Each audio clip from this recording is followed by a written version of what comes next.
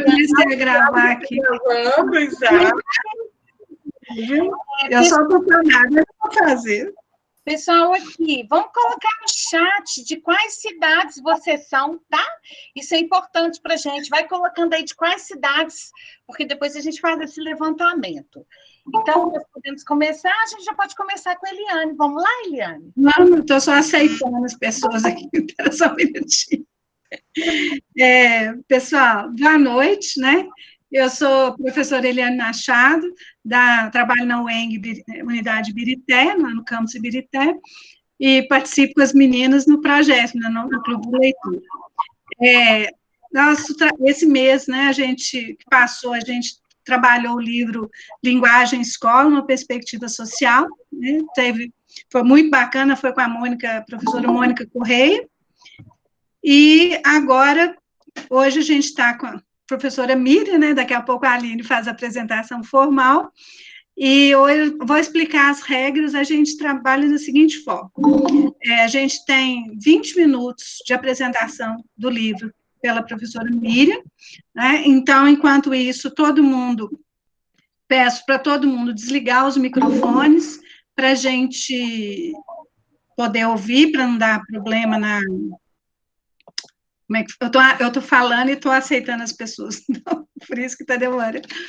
Então, assim, 20 minutos de explanação da expositora, nós vamos escolher 10 perguntas por meio do chat, e depois a Miriam responde essas perguntas, uma média de 4 minutos para cada pergunta, né, de quem fizer as perguntas, e as pessoas que tiverem interesse, né, pode escrever no chat, e aí a Aline vai escolher as 10 perguntas, né, para ser feitas. Talvez não dê tempo de fazer todas, né, mas a gente pede para todo mundo, então, colocar o áudio inativo, né, só vai ficar ativo o áudio de quem estiver falando no momento. Lembrando também que nós faremos certificado de participação para aqueles e aquelas que desejarem. Então, durante a live, nós vamos passar o Google Forms, um formulário para quem quiser a certificação, e colocar o nome completo e também o e-mail correto para envio, tá? Então, seja bem-vinda, professora Miriam. Eu vou passar a fala para a Amanda agora.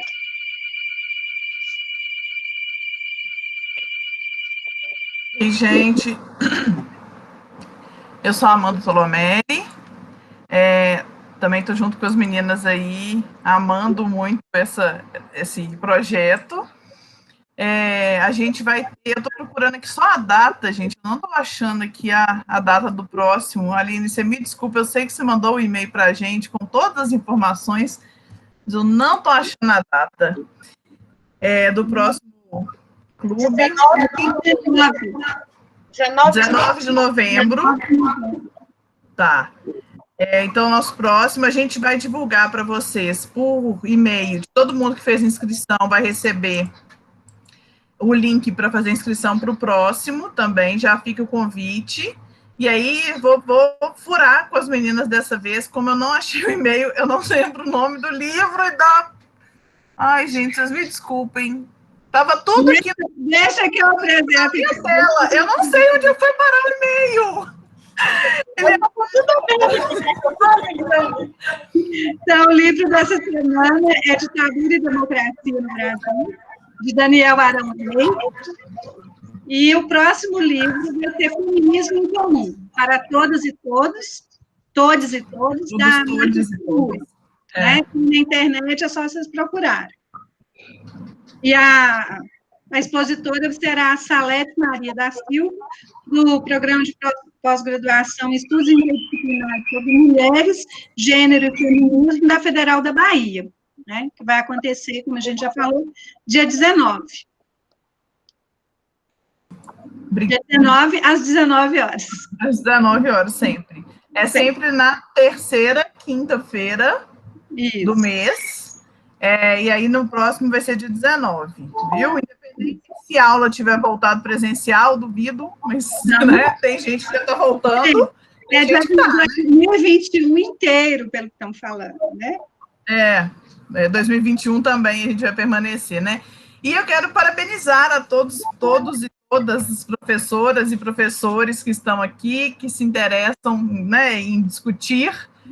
Tem gente que está participando com a gente desde o início, tem gente que vem um pouquinho e fica um pouquinho, e vê um e não vê outro, né? Mas a gente tem um público aí que já está cativo com a gente. Eu vou colocar o nome do livro do próximo, tá? Isso no chat daqui a pouquinho, e vocês vão receber também por e-mail. Eu estou vendo aqui que tem gente pedindo, mas vocês vão receber também por e-mail, tá bom?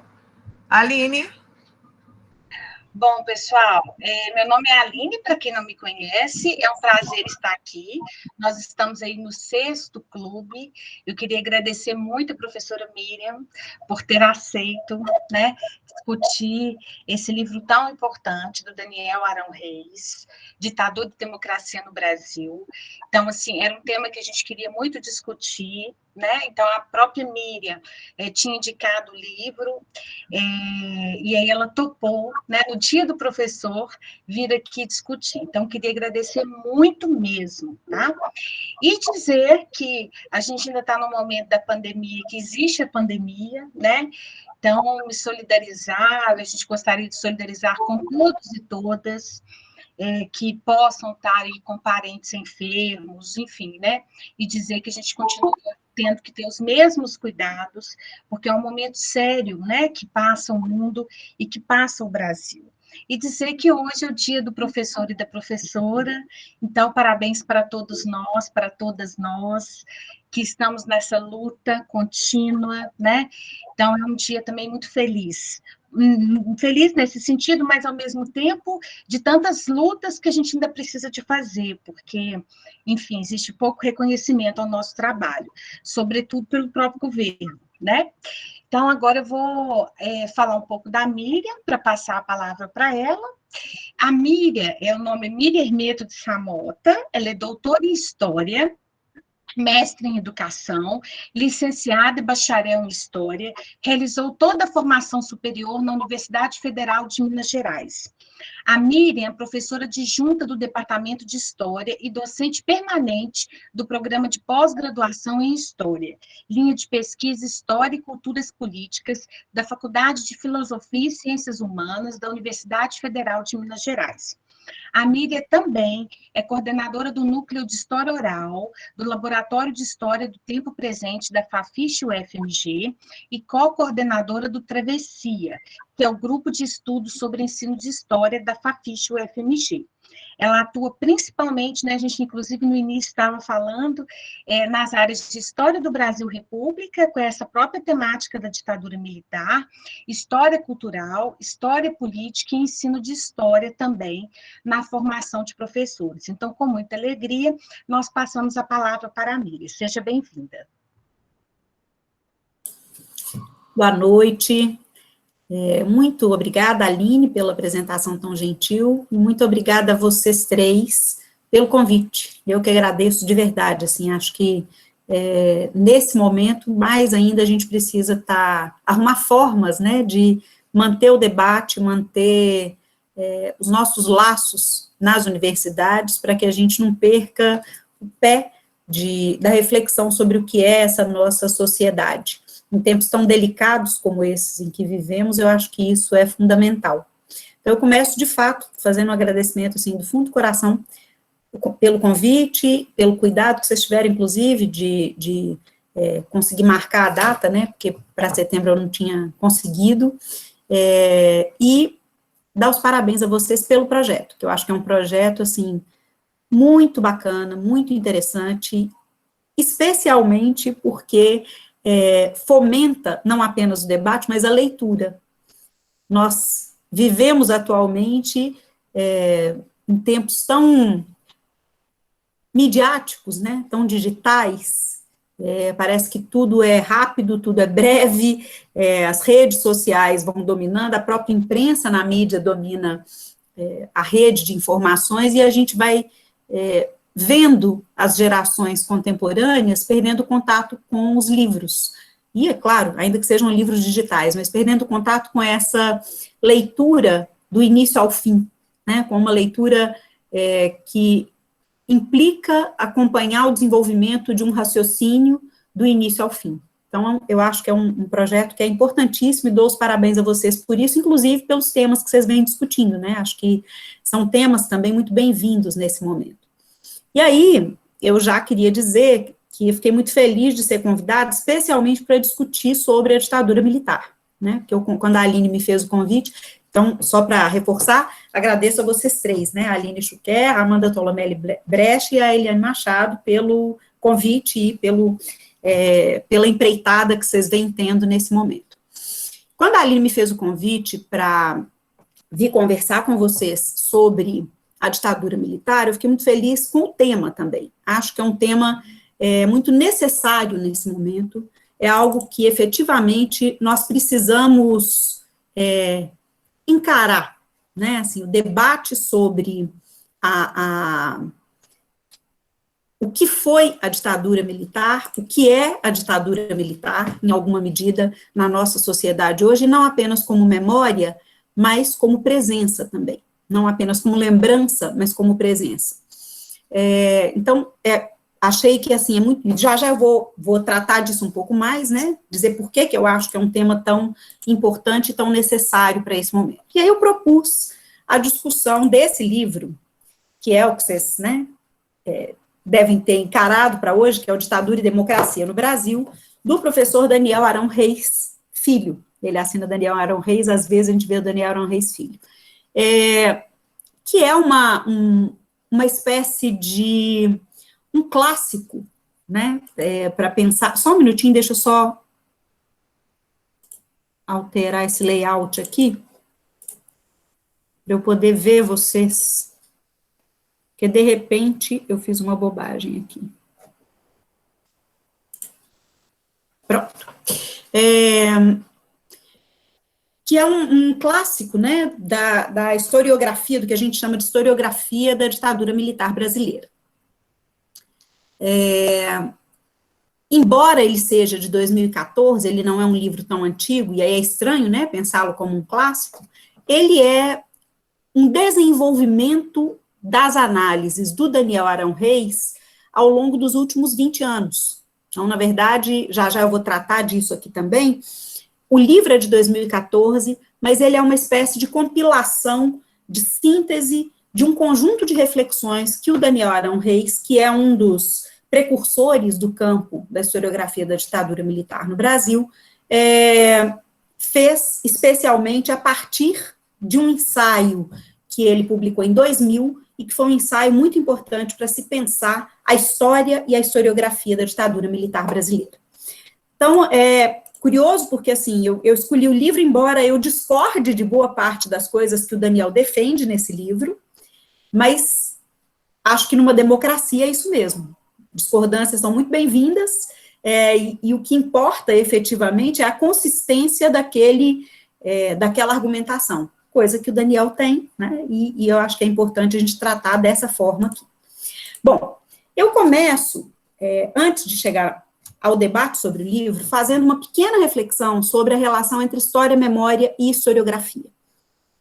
Acho que é importante fazermos isso, porque, como eu disse, esse livro é um clássico da historiografia da ditadura militar brasileira, mas, de maneira geral, como a gente está tratando de um tema da história do tempo presente, quer dizer, nós estamos pensando não apenas numa história recente, do ponto de vista temporal, né, são 50 anos, 50 e poucos anos, né, 55, do início da ditadura militar, e 35 do final da ditadura militar. Então, historicamente, isso é muito pouco, a gente está acostumado a pensar historicamente em passados mais remotos do que esse, inclusive a própria ciência da história, a própria escrita da história, demorou muito tempo a reconhecer a possibilidade de se pensar a história presentemente, e além disso, a gente trata da ditadura militar como uma história do tempo presente, porque é algo que, nesse momento, especialmente 2020,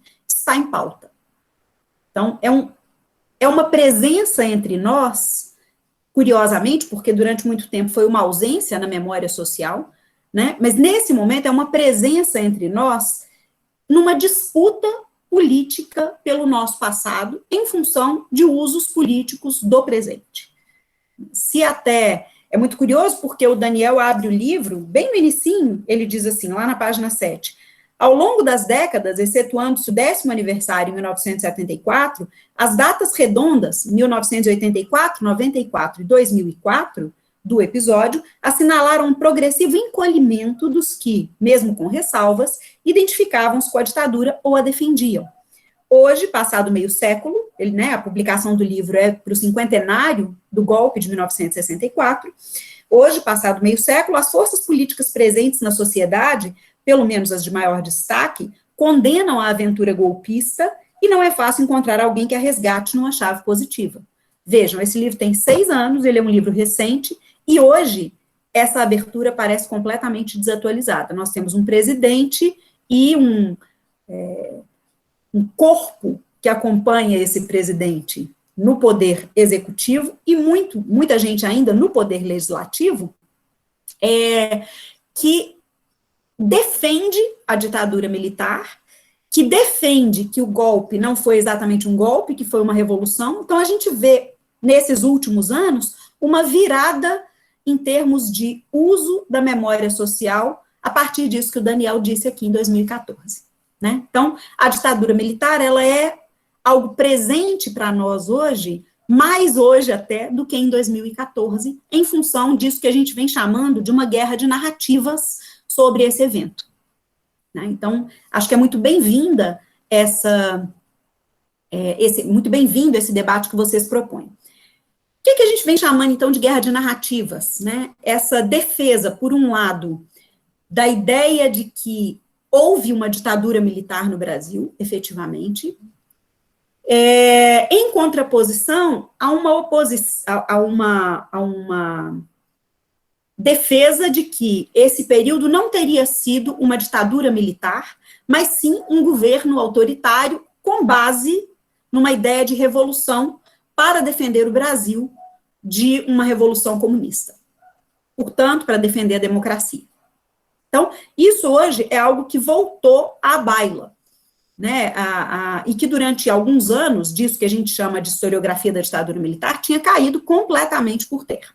Então, outra coisa que é importante pensar é, entre o que a gente chama de história, que é o fazer dos acontecimentos, né, o momento da produção dos acontecimentos, o que a gente vive, isso, né, a ação dos homens e das mulheres ao longo do tempo, e a historiografia, quer dizer, a escrita da história, há uma série de elementos que precisam ser pensados, como, por exemplo, procedimentos teóricos e metodológicos para se fazer uma pesquisa sobre a ação dos homens e das mulheres no tempo.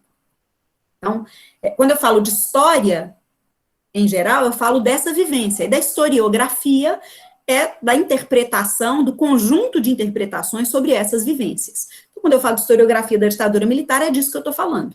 Vejam, é recente a historiografia da ditadura militar. Se a gente pensa que o marco clássico para o fim da ditadura militar é 1985, e que a gente ainda leva um tempo para começar a fazer uma reflexão lá nos anos 80, mais ainda do que hoje, né? Hoje a gente já pensa em história imediata, lá não. E que essa historiografia levou uns anos para começar a ser produzida, as análises da história, elas começaram a ser produzidas no início do século XXI, nós temos 20 anos de pesquisa sobre esse período, o que é relativamente pouco, né? E considerando ainda que um dos elementos fundamentais para que a gente faça historiografia é a análise de documentos, que boa parte dos documentos sobre a ditadura militar só ficou disponível depois de 2010, 2012, então, aí é que nós temos, então, 2005, né, para pensar um outro marco, mas, enfim, nós temos 15 anos de arquivos abertos, 10 anos de arquivos abertos, e as pesquisas levam tempo para ser produzidas. Então, o campo de pesquisa da historiografia da ditadura militar é relativamente recente, o que não significa que ele não seja consistente. Porque, nesse período, a gente já teve que pensar, tem que pensar que os programas de pós-graduação estavam em auge, né, e que as linhas de história do tempo presente foram muito abundantes pelo Brasil afora. Então, muitas foram as pesquisas desenvolvidas, esse é um campo que, embora recente, é aquecido e que tem uma produção muito interessante. Bom, O trabalho é importante pensar o seguinte, entre a história e a historiografia, tem isso que a gente chama, que o Michel Dissertot chama de operação historiográfica, né, que é essa pesquisa com os documentos, essa análise dos documentos a partir de conceitos, de questões, mas tem algo que é fundamental para se pensar também, que é a memória. Entre o que a gente viveu e o que escreve, especialmente quando pensa na história do tempo presente, existe a memória. E a memória não é algo que nem se confunde com a história, nem que está em oposição à história, mas que se relaciona com ela. E quanto mais recente é o período sobre o qual a gente pesquisa, mais presente a memória está. Né? Vamos pensar quantas vezes a gente ouviu nos últimos 2 anos, eu vivi a ditadura militar, portanto eu posso falar sobre ela. Aliás, nesse momento de crescimento de escola sem partido, o crescimento da descredibilização desse nosso ofício, parabéns a todos e todas aqui presentes hoje, aliás, né, nesse movimento crescente de descredibilização do nosso ofício, que a gente teve, por exemplo, aí na abertura do Brasil Paralelo, que é, né, um movimento de reescrita da história do Brasil com base, essencialmente, no negacionismo, que é um elemento que eu vou tratar também daqui a pouquinho, nós vimos muita gente, né, um argumento central, dizendo que o seu professor de história mente. Eu, que vivi esse período, posso falar. Ele não. Percebem? Então, há, nessa guerra de narrativas contemporânea, uma tentativa de construção de vitória da memória sobre a história, sobre a historiografia. Especialmente para tratar de tempos mais recentes. Então, nesse sentido, inclusive, esse trabalho do Daniel Arão Reis é muito importante, porque, essencialmente, ele começa a discutir a ditadura militar lá em 2000, nesse ensaio que ele publicou, e que é a origem desse trabalho aqui, de 2014, e que é, em grande medida, uma das origens do campo da historiografia da ditadura militar, dizendo o seguinte, olha, tudo que a gente disse até aqui, vejam, 2000, pensava-se, então, numa ditadura que tinha terminado em 85, quando o último presidente militar saiu e entrou um civil, que foi o José Sarney, no lugar do Tancredo Neves, que havia morrido, perdão, 15 anos. Ele diz, olha, até aqui, tudo que nós pensamos sobre a ditadura militar é marcado demais pela memória e de menos pela pesquisa. E é muito, que era natural naquele momento. Mas ele reafirma isso em 2014. Então, ele fala isso lá em 2000, nesse ensaio, e ele reafirma nesse livro em 2014, acrescentando já o aquecimento, em 2014, o aquecimento da guerra de narrativas e da guerra de memórias. Porque o que ele vai dizer? Lá em 2000, ele defendia a seguinte ideia, o que hoje, no início do século XXI, se sabe sobre a ditadura militar, mesmo em termos de pesquisa, é muito marcado por uma memória do período de redemocratização. No período de redemocratização, as esquerdas subiram ao poder e construíram a sua memória como uma espécie de memória hegemônica sobre o período. E construiu-se, então, a ideia de que, durante a ditadura militar brasileira, houve uma divisão da sociedade entre a repressão e a resistência. Construiu-se a ideia de uma sociedade binária. Quem não reprimia, resistia. E, de maneira geral, construiu-se a ideia de que toda resistência foi democrática. E é contra esse binarismo, e esse binarismo sem nuances internas, né, entre diferenças entre a repressão e diferenças entre a resistência, e entre elas o que havia, é que o Daniel Arão Reis se levanta. Ele vai dizer, olha, é preciso pensar na complexidade da sociedade brasileira no período da ditadura. Nem só de resistência, nem só de repressão essa sociedade vivia. E nem só de resistência democrática, porque o que ele diz lá em 2000 boa parte do que foi a resistência foi também autoritária, porque pretendia-se fazer uma revolução de caráter socialista para a instituição de uma ditadura do proletariado. Então, isso que ele levanta lá em 2000 problematiza o campo, problematiza aquilo que se pensava sobre a ditadura. Dialogando com os trabalhos que foram produzidos até 2014 e com o movimento da memória social brasileira entre 2000 e 2014, aqui no Ditadura e Democracia no Brasil, ele começa o livro defendendo uma ideia, que é a seguinte: olha, a ditadura militar brasileira é uma memória incômoda. Então, aliás, o título do primeiro capítulo, né? Ela é uma memória incômoda. Por quê? Porque ela virou um ponto de disputa entre grupos sociais diferentes e, basicamente, um ponto de disputa entre aquilo que a gente chama, de maneira muito simplista, de esquerda e direita, que ele, inclusive, vai mostrar que são esquerdas e direitas, né? Mas vai dizendo, olha, a gente fica aí numa luta entre dois tipos de memória, e é preciso descer para além das memórias e pensar na complexidade dessa ditadura. Antes de eu chegar no livro, rapidamente, eu vou tratar do autor, bem rapidamente. Eu acho que era importante fazer essa introdução grande sobre o campo, porque sem ela não dava para compreender a crítica que ele faz no livro. Quem é o Daniel Arão Reis? Ele é um professor aposentado da Universidade Federal Fluminense, professor de História Contemporânea, que tem uma série de livros, uma série de publicações sobre história contemporânea, trabalha especialmente com as revoluções do século XX, e que, no caso da historiografia da ditadura militar brasileira, como eu disse, ele é um dos precursores do campo, é sempre lembrado também numa outra faceta. Ele foi um ex-guerrilheiro, um militante da esquerda armada no Brasil, nos anos 60.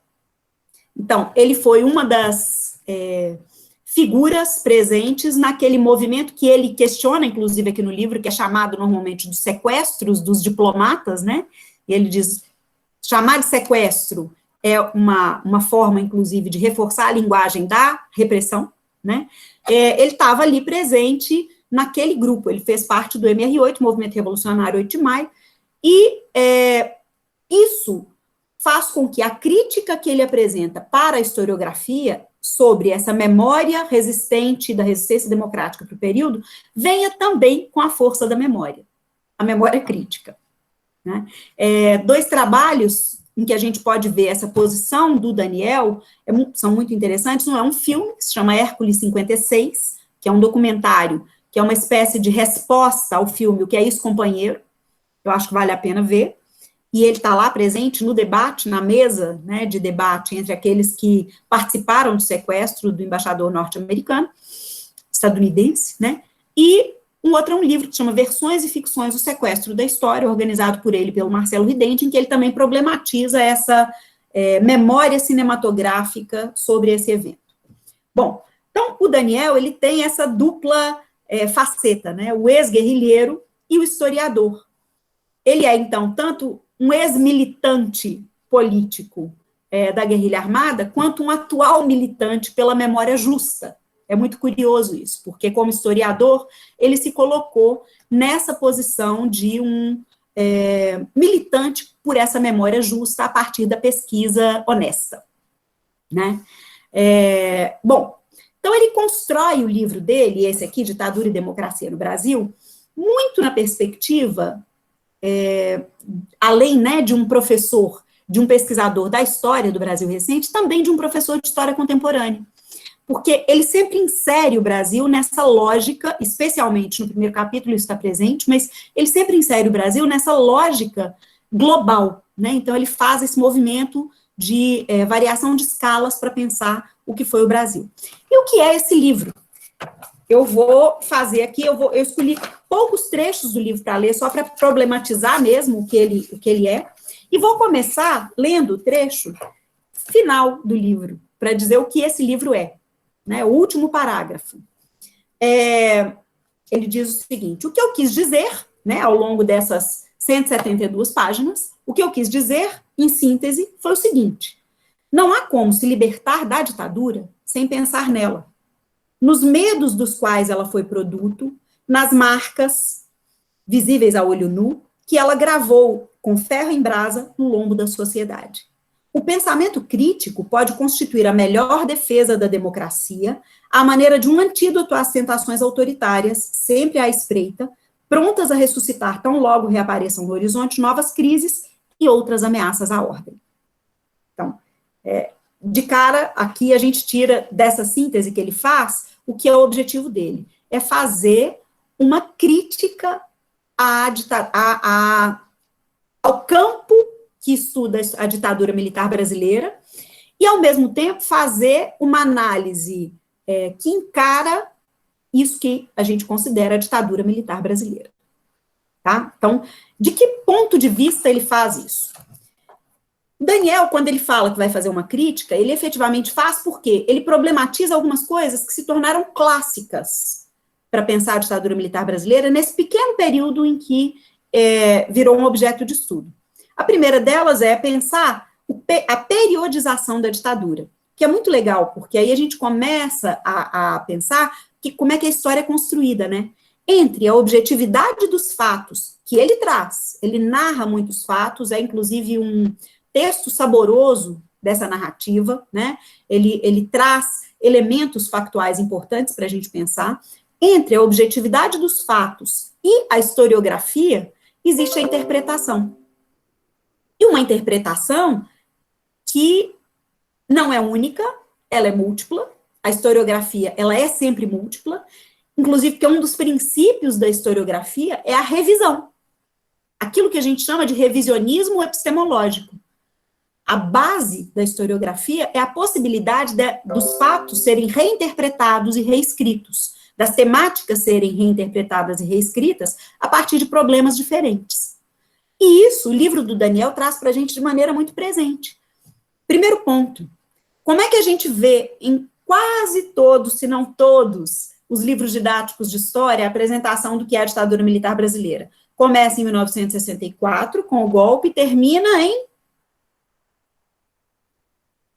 Agora é para eu ouvir vocês. Como é que é o final da ditadura militar brasileira, classicamente? Com a Constituição brasileira. 1985. Mais em 1985 do que em 1988. Por quê? Porque em 1985... Obrigada a vocês. Porque em 1985, a gente tem o primeiro presidente civil depois de 21 anos de presidentes militares. Mas essa polêmica entre 85 e 88 já existe. Seria 85, porque aí muitos vão perguntar, tá, era o primeiro presidente civil, mas a Constituição continuava sendo a Constituição ditatorial. E aí? Terminou a ditadura ou não? E aí o Daniel ainda recua mais no tempo. Ele diz, olha, eu considero que o fim da ditadura foi em 1979. Que é o tema lá, acho que do capítulo 6, se não me engano, né, do capítulo 5, né, que ele vai tratar o último governo militar. Por quê? Depois ainda veio o governo Figueiredo, ainda houve um presidente militar, aquele estado de coisas continua ali, mas ele considera que em 1979, o grosso da legislação que garantia, que marcava a ditadura mesmo, caiu por terra. Então, com a lei de anistia, com o fim da censura à imprensa, com a volta dos exilados, né? Então ele vai, com o fim dos atos institucionais, ele considera que acaba a ditadura militar. Então, quando ele fala em fazer uma história crítica à ditadura militar, ele já o faz, por exemplo, a partir da periodização. Além disso, ele faz essa história crítica também a partir da multiplicidade de sujeitos com os quais ele trabalha, e com essa variação de escalas, de pensar o nacional e o internacional, né? Então, essa é a proposta do livro do Daniel, que é um livro meio com cara de ensaio, né? São poucas notas, as notas não interferem na leitura do texto, então tem também um interesse em atingir um público maior, que não é um público apenas de versados em história e acadêmicos, e, portanto, de colocar o tema em debate na sociedade. Isso que ele diz cá no final, é preciso encarar a ditadura para pensar nesse autoritarismo que marca a nossa sociedade, se está plotado no texto dele pela forma mesmo como ele escolheu escrever, né? Bom, ele faz essa divisão do livro em 7 capítulos, né? Então, ele traz o debate, para o debate, né, 7 temáticas organizadas em capítulo. Eu sei que eu já passei do meu tempo, mas eu vou gastar aqui agora 1 minutinho para cada capítulo, pode ser? Fique à vontade, viu? 1 minutinho para cada capítulo, para que a gente entenda como é que ele compreende a ditadura militar. O capítulo 1, que se chama Ditadura no Brasil, uma incômoda e contraditória memória, é exatamente o capítulo no qual ele trata dessa guerra de narrativas, pensando em como, especialmente nos últimos 20 anos, mas também durante a ditadura, essa construção sobre a memória da ditadura foi se dando. E aí ele pensa, a partir dessa memória hegemônica das esquerdas, que virou uma memória hegemônica, então, tudo no Brasil teria sido resistência à ditadura, mas em como, especialmente a partir da década de 1990, também as direitas foram construindo uma contramemória a essa memória hegemônica. E tentando construir a ideia de terrorismo, da força do terrorismo dos guerrilheiros, da força da importância que teria tido o golpe de 1964, aliás, um dos poucos pontos pacíficos na historiografia da ditadura militar é a ideia de que houve um golpe, sim, em 1964, né, foi um golpe de Estado, que hoje em dia, inclusive, quase 100% dos historiadores tratam como um golpe não apenas militar, mas um golpe civil-militar, né? Então, um golpe que o Daniel trata dessa forma aqui, mostra essa articulação entre a sociedade civil e os militares. Se a ideia de ditadura militar ainda não foi completamente rebatida pela ideia de uma ditadura civil-militar, o golpe, sim. O golpe já é considerado, hegemonicamente, um golpe civil-militar. Então, o Daniel vai mostrar como é que uma memória da direita passou a ser construída pelos militares, por exemplo, a partir dos anos 90, com o projeto Orville, que brigou com o Brasil Nunca Mais, né, que foi se contrapor ao Brasil Nunca Mais, com uma série de entrevistas que foram sendo transformadas em livros, inclusive academicamente, e depois, finalmente, por políticas públicas de memória pelos governos do Partido dos Trabalhadores, que foram instituindo desde o Memórias Reveladas até a Comissão Nacional da Verdade, construindo uma narrativa oficial sobre esse período. Vejam, isso que o Daniel faz é muito importante para a história, mas tornou-se algo perigoso politicamente. O Daniel foi um dos autores usados durante as eleições de 2018 pela direita para dizer que tudo que havia sido construído em termos de história sobre a ditadura militar era uma falácia. Percebem o perigo disso? Porque ele faz a história crítica, ele faz essa história, né, que não é só ele, de jeito nenhum. Existe, na verdade, o campo da historiografia da ditadura militar é muito crítico internamente, né, a essas memórias hegemônicas. Mas ele, por ser um ex-guerrilheiro, por ser um professor titular de uma das universidades federais de mais importância na área de história no Brasil, e por ser uma pessoa que se coloca no debate, foi usado pelas direitas em 2018 para poder dizer que tudo que se vinha construindo sobre a ditadura era falacioso. Percebem? Olha só. Isso é o que a gente chama hoje de negacionismo, que é o uso de uma revisão não epistemológica, ou seja, não a reconstrução das interpretações, mas a negação de fatos para construir versões mesmo, que não se sustentam cientificamente, não são interpretações, são meras versões, que requerem, que têm como interesse usos políticos presentes. Então, isso que a gente vê, por exemplo, Jair Bolsonaro dizer que não foi uma ditadura, né, enfim, ou Mourão dizer que o brilhante Ustra foi um sujeito muito honrado. Né? Então, essas negações contemporâneas são negações calcadas nesse tipo de uso antiético, inclusive da historiografia. Né? Bom, o segundo capítulo Aí, a partir do segundo capítulo, ele faz 6 capítulos de análise bem factual do que foi a ditadura militar e apresentando uma periodização. Então, ele trabalha com o capítulo 1, que é uma gênese da ditadura, entre 61 e 64. 2, ditadura ou democracia, e ele vai pensar, então, como é que se constituiu esse governo que ele não chama de 21 anos, né, ele chama de 15 anos, entre 64 e 79. Entre a ditadura e a democracia, ele pensa nos primeiros anos, 64 e 68.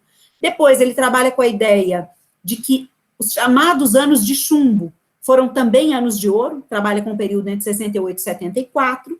Depois, ele vem em 74, 79, pensando já na transição, o governo Geisel como um governo de transição, que seria o último, perdão, não governo de transição, o último governo da ditadura militar, né, ele considera o último governo da ditadura militar.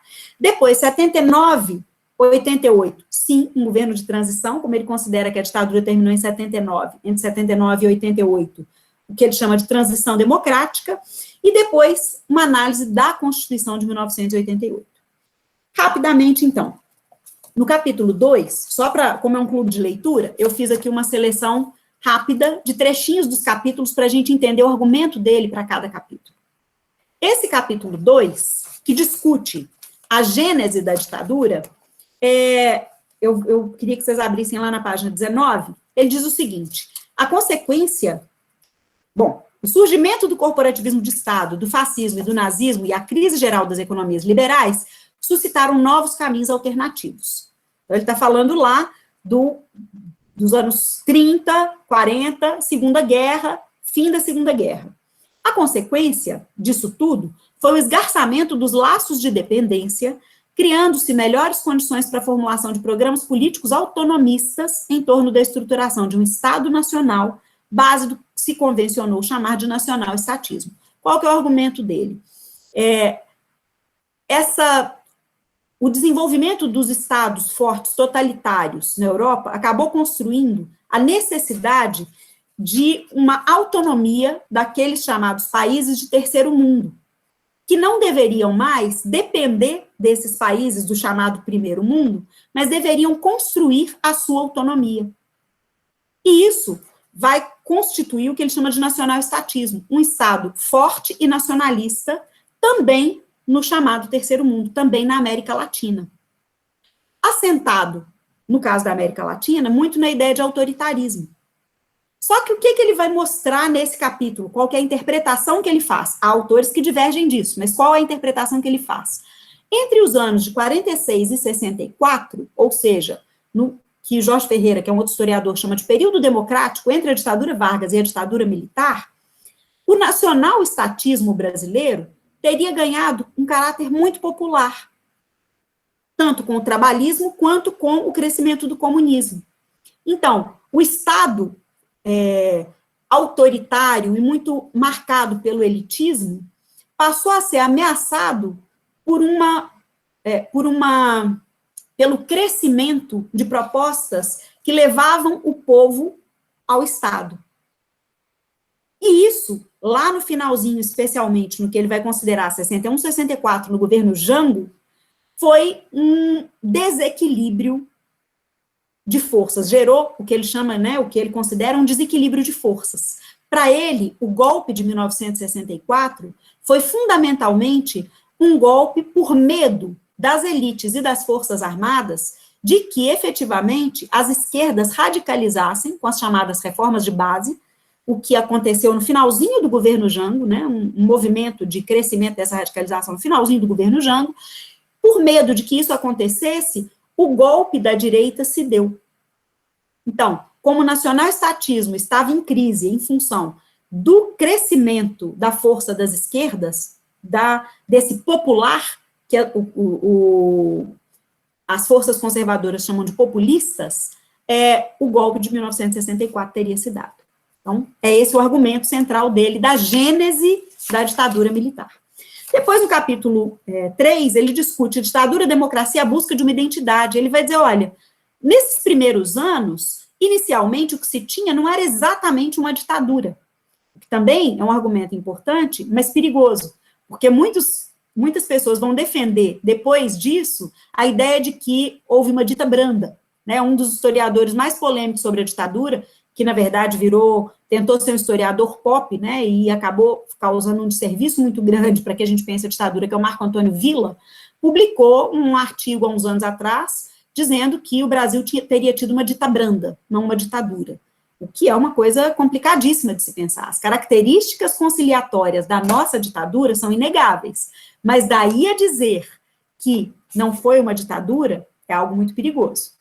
O que não é isso que o Daniel defende aqui nesse capítulo, tá certo? Eu só estou dizendo que isso pode ser interpretado dessa maneira equivocadamente, pode gerar usos políticos graves. O que é que ele diz nesse capítulo? Que, inicialmente, o golpe civil-militar de 1964 colocou-se numa posição defensiva de dizer que as Forças Armadas assumiriam o poder para defender o Brasil de uma possível revolução comunista. Então, defenderiam o Brasil do comunismo, defenderiam os valores conservadores, a família, a pátria, e defenderia a democracia. Porque o comunismo, então, era uma grande ameaça à democracia. Esses argumentos foram argumentos do golpe, ele mesmo. Só que o que ele vai mostrar? Já com o ato institucional número 1, com a junta militar, eles saíram da defensiva e passaram para a ofensiva. Porque o ato institucional número 1 já fala que aquilo era uma revolução. Então, para defender o Brasil, eles promoveriam uma revolução. Então, é muito importante pensar como é que se usa o vocábulo revolução nesse período, porque ele é polissêmico, absurdamente polissêmico. Ele vai das Forças Armadas à guerrilha armada. Né? A revolução pode ter muitos sentidos aí. E aí ele vai mostrar como é que nesses primeiros anos, vários grupos civis e militares se digladiam por essa ideia de controle do Estado. Só que, como é que eles vão se digladiando e caminhando para a radicalização, em função de uma oposição que é também crescente ao governo da junta militar, né, que se institui no governo Castelo Branco. Então, ele vai dizer, olha, como a oposição foi muito crescente e, novamente, as Forças Armadas sentiram-se muito ameaçadas, e as elites também, o ato institucional número 8, que ele reforça, para ele é um golpe dentro do golpe mesmo, isso também já é questionado hoje na historiografia da ditadura militar, o ato institucional instituiu, né, um pleonasmo, nesse caso cabe, instituiu a real ditadura. Então, aí a ditadura ganha contornos mais precisos. Porque aí, por exemplo, vem a história, né, de poder decretar estado de sítio, de poder prender qualquer cidadão sem direito a habeas corpus. Então, uma série de elementos que constituem o que classicamente a gente chama de ditadura, vem em 1968. E aí ele vai dizer, olha, só que no capítulo 4, né, ele discute isso que começou em 1968, com o ato institucional número 5, foi considerado durante muitos anos de chumbo, em função da grande repressão política, da instituição, por exemplo, dos COD-DOIs, ou DOI-CODES, de uma repressão política truculenta. Isso foi mesmo, isso efetivamente aconteceu, mas ele considera, daí vem a crítica, além disso, foram anos de ouro. Porque, com a política econômica que se instituiu, naquele chamado milagre econômico, a mobilidade social fez com que boa parte da população brasileira, a possibilidade de mobilidade social, fez com que boa parte da população brasileira apoiasse o regime militar. Então, esses anos de ouro, do ponto de vista econômico, deram as bases sociais para que a ditadura militar persistisse e para que ela fosse legitimada pela sociedade brasileira. Então, ele faz essa crítica nesse capítulo, esse é o argumento central. Está lá na página 91, dito de uma maneira muito precisa. Vou ler aqui rapidamente, tá? Ele diz assim: A primeira metade dos anos 70, considerados anos de chumbo, tende a ficar pesada como metal da metáfora, carregando para as profundezas do silêncio a memória nacional. Esses anos precisam ser revisitados, pois foram também anos de ouro, descortinando horizontes, abrindo fronteiras geográficas e econômicas, movendo as pessoas em todas as direções da rosa dos ventos, para cima e para baixo nas escalas sociais, anos obscuros para quem descia, mas cintilantes para os que ascendiam.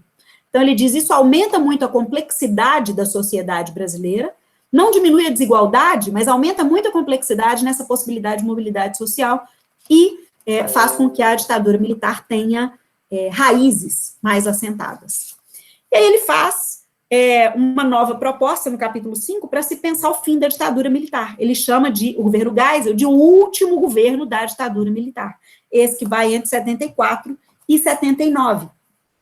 Então, rapidinho, só para a gente entender o argumento dele, estou quase chegando no final, prometo, senão a gente não debate. Ele diz, esse quadro do governo Geisel gerava insatisfações de toda a ordem, que, combinadas às brechas que se abriam no contexto da distensão, acabaram desaguando nos movimentos sociais de 1978. Então, ele diz, olha, por um lado, a crise do milagre econômico, por outro lado, o fortalecimento das oposições com o período de abertura, pós-75, fizeram com que o governo, com que a ditadura militar caminhasse para o fim. Particularmente, eu não concordo com esse argumento dele. Né? Eu como historiadora, estou na aula do Marcos Napolitano ou do Rodrigo Pato Samota, que vão trabalhar com a ideia de que a ditadura, o golpe foi civil-militar, mas a ditadura foi militar, inclusive porque uma das grandes marcas da ditadura está colocada na presença de um general na presidência, no executivo, entre 1964 e 1985. Tá certo? Então, ele considera isso aqui o final da ditadura. Vários historiadores, dentre os quais eu estou, consideram que esse período foi o período de abertura do regime, mas que o último governo foi o do João Batista Figueiredo, porque ali sim teria havido um período de transição para a redemocratização. Tá certo? Bom, no capítulo 6, então, ele vai apresentar que ele teria sido o primeiro governo pós-ditadura, que ele chama de transição democrática, que é o governo do João Batista Figueiredo. Qual o argumento dele com relação a esse governo? No Brasil, ocorreu uma particularidade. O restabelecimento do Estado de Direito não coincidiu com a instauração de uma Constituição democrática. O país deixou de ser regido por uma ditadura, predomínio de um estado de exceção, quando prevalece a vontade arbitrária dos governantes que podem fazer e desfazer leis, sem adotar de imediato, através de uma Assembleia eleita, uma Constituição democrática. Em outras palavras, no período de transição, já não havia ditadura, mas ainda não havia democracia. E aí, o que ele vai desenvolver nesse capítulo é como é que a ditadura foi morrendo de vez e a democracia foi começando a se construir, especialmente a partir das eleições e da construção da Assembleia Constituinte. Né? E aí ele caminha, então, para o último capítulo, no qual ele apresenta o que teria sido efetivamente a restauração da democracia, o capítulo, inclusive, se chama assim, com a Constituição de 1988. E aí, como é que ele significa, como é que ele apresenta a Constituição de 1988? Ele diz o seguinte, havia na Constituição ambiguidades. Ela foi a instauração, a reinstauração da democracia, mas havia ali ambiguidades. Naquele emaranhado de dispositivos, concessões entrelaçadas não raro se contradiziam. E aí ele retoma o argumento inicial. Qual que é o argumento inicial que ele traz lá no primeiro capítulo ainda? O de que, no Brasil, a gente vive um grande processo de conciliação nacional num pacto democrático baseado na ideia da memória de resistência.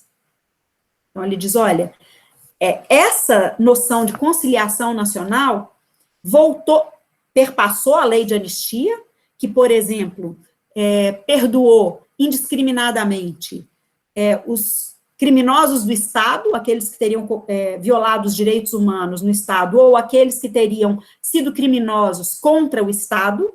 Mas vejam, os criminosos contra o Estado,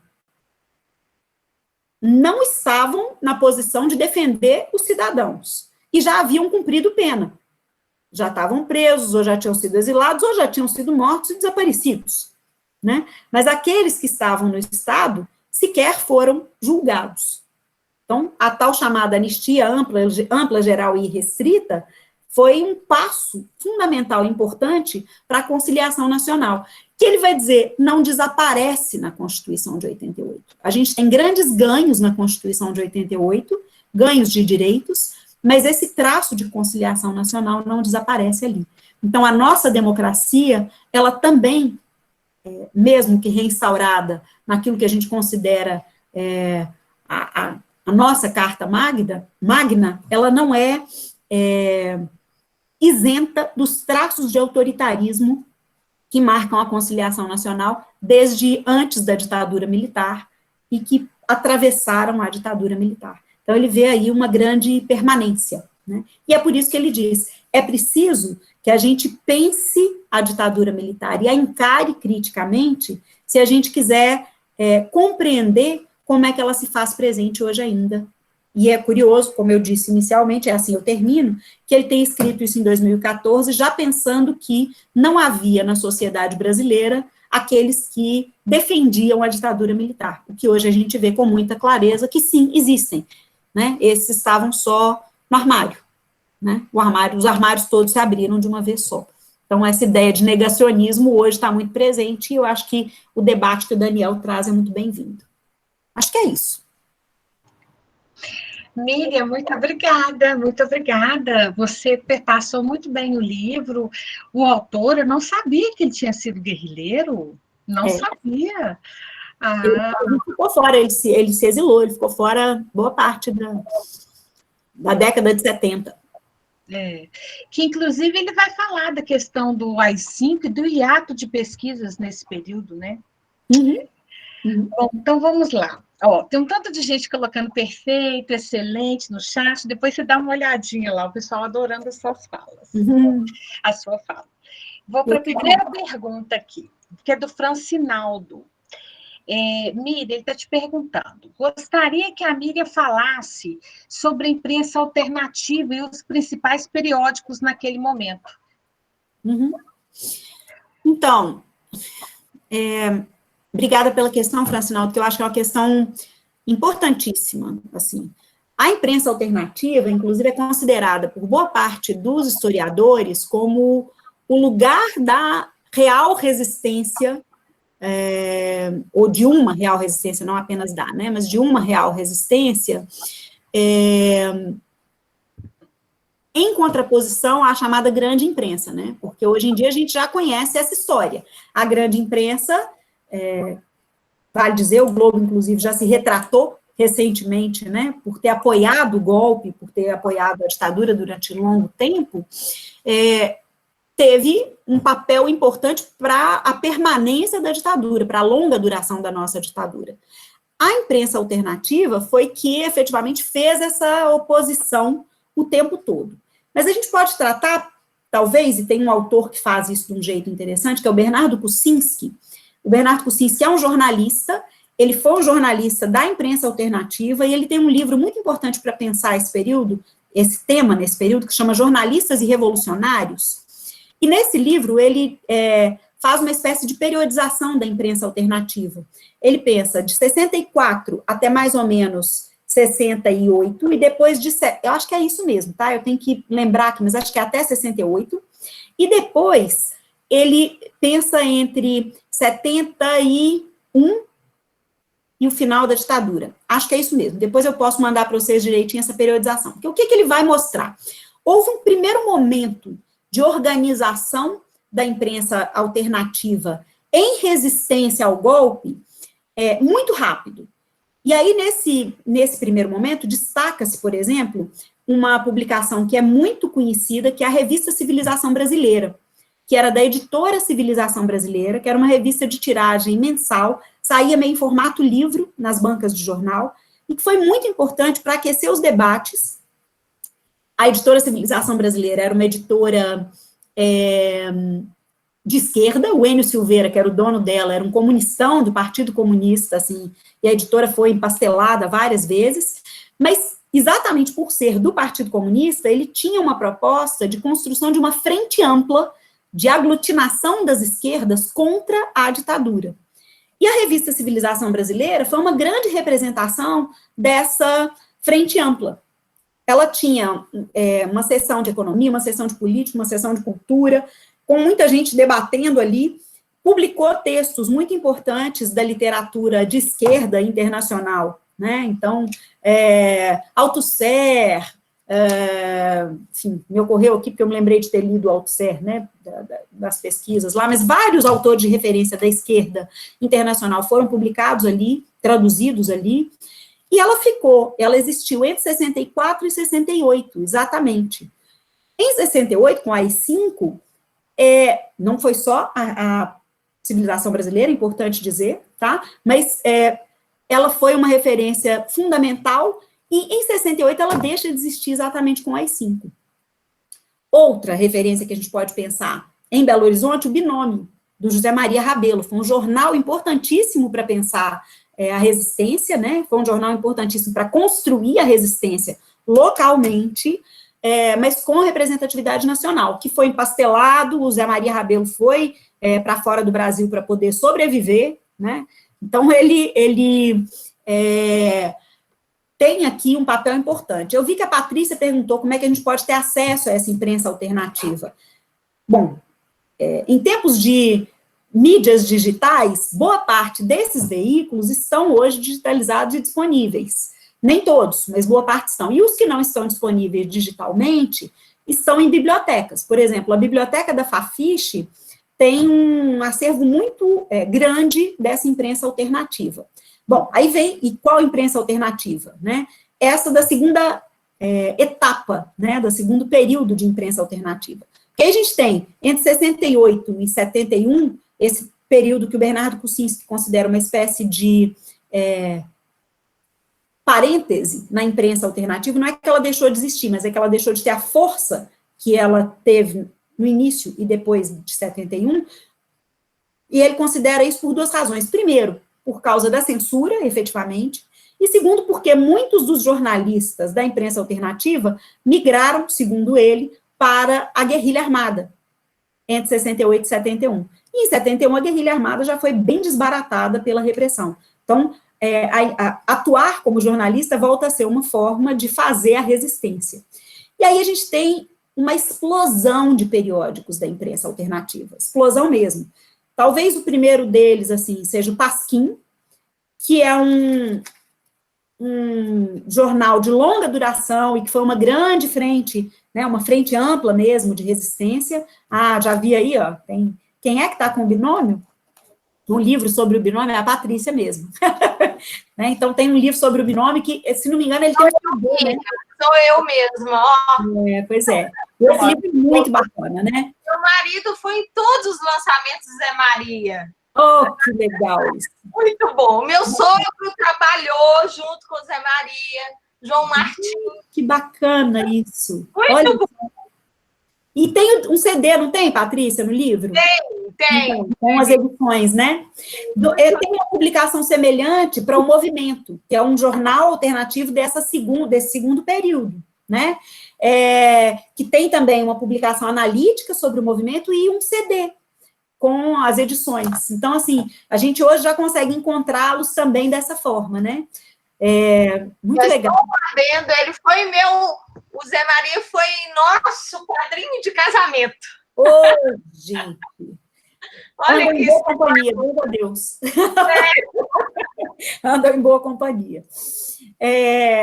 Adoro ouvir as entrevistas do Zé Maria. Adoro, me divirto com ele. Bom, aí tem esse segundo momento, né, que começa com o Pasquim, mas que tem uma profusão absurda de periódicos. Então, assim, tem os mais destacados, talvez sejam o Pasquim, que não tem uma linha exatamente, e que não é só político, ele tem uma marca de crítica de costumes muito forte também, né, e um deboche, o deboche é a marca do Pasquim. É um jornal considerado mais até hoje, né, considerado mais liberal do que exatamente da esquerda radical, e da esquerda radical, dois grandes representantes foram o Movimento e o Pasquim, o Movimento e o Opinião, que foram jornais que tiveram uma grande circulação pelo Brasil, com a sede, né, as sedes em Rio e São Paulo, mas com sucursais em várias outras capitais, inclusive em Belo Horizonte a gente teve sucursal deles.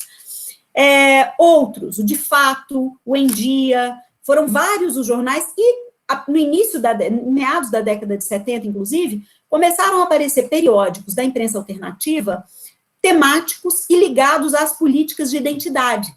Então, por exemplo, os jornais feministas, como o Brasil Mulher e esqueci o outro, era Brasil Mulher e Mulher de Fato, daqui a pouco eu me lembro o nome dele, que são jornais periódicos, né, na imprensa alternativa de caráter feminista, que inclusive divergiam entre si, eram de tendências feministas diferentes, e o Lampião da Esquina, que era um jornal do chamado movimento gay naquele momento, né, hoje o movimento LGBTQIA+, que teve um papel muito importante para levantar a pauta da temática LGBT no final dos anos 70. Tem, inclusive, um documentário produzido há uns 5, 6 anos, se não me engano, talvez 10 já, né? O tempo voa, que se chama Lampião da Esquina, e que é um documentário muito interessante que está disponível no YouTube, eu recomendo para vocês. Ele se chama assim, Lampião da Esquina. Então, a imprensa alternativa, e hoje há muitos estudos, né, sobre a imprensa alternativa, ela foi efetivamente um lugar de resistência importante e de uma resistência muito múltipla, né, que tinha pautas específicas, né, os jornais tinham suas pautas específicas, mas que constituiu-se também como uma frente importante e ampla contra a ditadura militar. Francinaldo abriu o microfone, você queria dizer alguma coisa? Sim, boa noite a todos. Você comentou sobre o Lampião da Esquina, e aí, na minha pesquisa do TCC, né, eu trabalhei com a imprensa alternativa, por isso da pergunta, e trabalhei com o Lampião da Esquina. Então, quando você falou, automaticamente eu me lembrei da minha pesquisa, que eu trabalhei com o jornal Lampião da Esquina e as notícias de violência naquele período. Que interessante, que bacana. E onde você fez o TCC, Francinaldo? Eu sou daqui do Rio Grande do Norte. Muito bom, muito bem-vindo. Formado na UERN. Boas coisas, né, dessa, assim, a gente faz a limonada mesmo, né? Que bom poder conviver com gente de tantos lugares diferentes. Bem-vindo, Francinaldo. Obrigado. Imagina. E obrigada pela questão, inclusive, né? Diga, Aline. Aqui, só para dizer que eu também trabalhei muito tempo com jornal, mas antes da ditadura. E eu vi o binômio lá na Hemeroteca Histórica da Biblioteca Pública de Minas Gerais. Isso. Então, quem tiver interesse, lá na Hemeroteca, no 3º andar, fiquei anos lá, e lá tem muito jornal, e o binômio é fantástico, eu sou apaixonada, Patrícia, com binômio.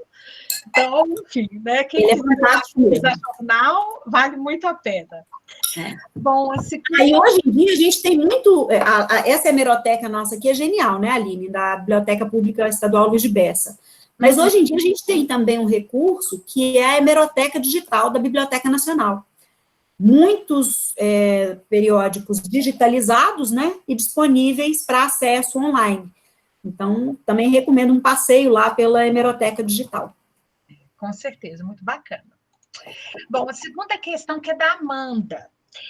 Miriam, o diretor do Museu do Holocausto de Curitiba, Carlos Reis, escreveu um livro, Educação e Memória do Holocausto. O Memorial da Resistência de São Paulo tem um trabalho muito importante, com inclusive materiais didáticos para trabalhar com a ditadura e com essa memória. Mas como nós, educadores, que não vivemos na ditadura, podemos trabalhar com essa memória da ditadura militar brasileira? Então, obrigada pela questão, Amanda, que eu acho que é uma questão fundamental. Assim, eu penso que nós temos um papel, assim, importante mesmo. Tem um movimento, que a gente chama assim hoje, né, um movimento de história pública, que vem crescendo no Brasil, que é o de pensar a importância do debate sobre a história no espaço público. Não apenas na ampliação de públicos para a história, mas no debate sobre a história no espaço público. E eu acho que um dos temas fundamentais para que nós façamos esse debate hoje é a ditadura militar.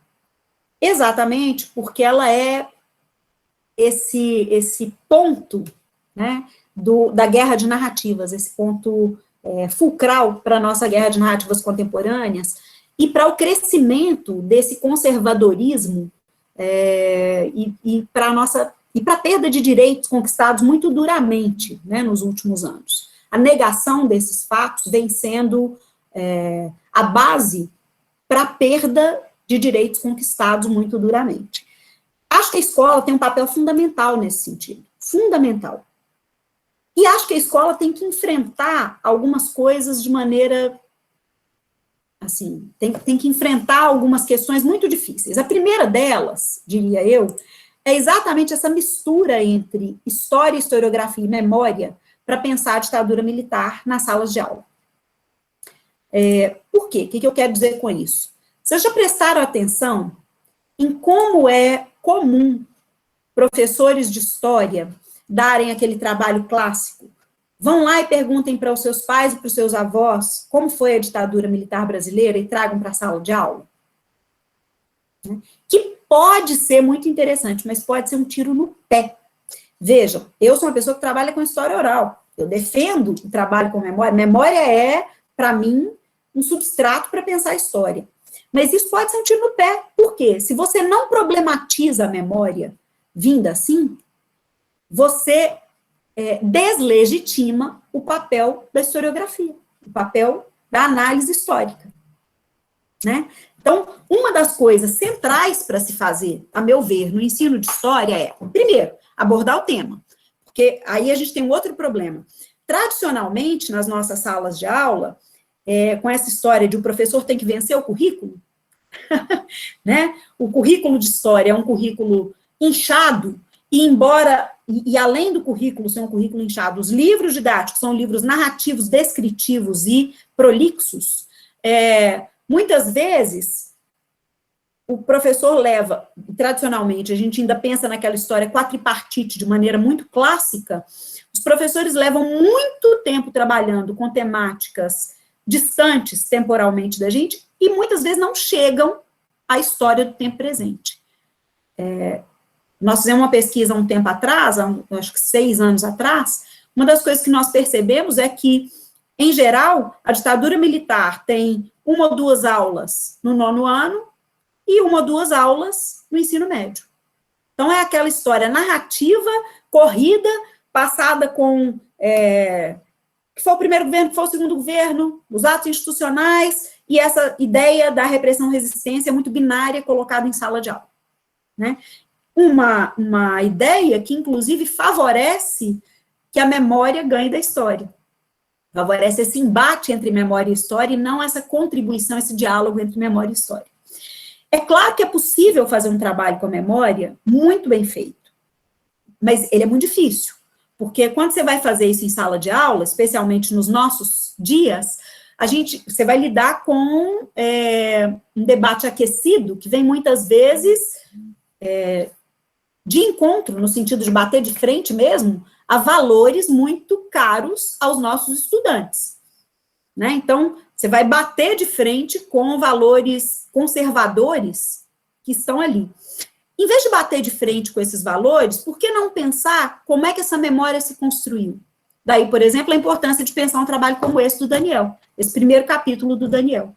Como é que essas memórias, elas vão virando uma guerra na nossa sociedade? A professora Alessandra Carvalho, que é do Colégio Técnico, Colégio de Aplicação, da UFRJ, apresentou aqui para a gente, há 1 ano e meio, 2 anos atrás, um trabalho muito legal que ela fez com os alunos de ensino médio lá, e trouxe uma narrativa sobre essa dificuldade. Ela fez exatamente isso. Vá lá, veja na sua família quais são as memórias sobre a ditadura e traga para cá. Só que ela foi problematizar essas memórias a partir da historiografia. Não foi só, traz as memórias e é isso que está valendo. Qual é o lugar social dessa pessoa? Como é que essa pessoa tem essa memória? Por que é que ela tem essa memória hoje? Não era para desmerecer também a memória dos avós, ou dos pais, ou dos tios. Era para localizá-la socialmente e localizá-la nesse debate, nessa guerra de memórias. Então, isso é possível. Tem um artigo muito legal, mais do que legal, muito consistente, muito importante, da Marta Rovai, que está na revista História Hoje, num dossiê sobre ensino de história e história pública, no qual ela traz uma proposta que é, a meu ver, assim, interessantíssima, que é a de pensar os testemunhos da Comissão Nacional da Verdade como instrumentos didáticos na sala de aula. Então, muito nessa perspectiva do que já foi feito com o Holocausto ao longo, né, pelo mundo afora, você citou, né, o trabalho do Museu do Holocausto, ela vai dizer, olha, a gente pode pensar os testemunhos como uma fonte importante para que a gente pense que esses fatos ocorreram. E como esses fatos ocorreram e como é que eles hoje são lembrados e como é que eles são inseridos nas políticas públicas de memória. Então, eu recomendo a leitura desse artigo da Marta, que eu acho muito interessante, assim, foi publicado no ano passado, né?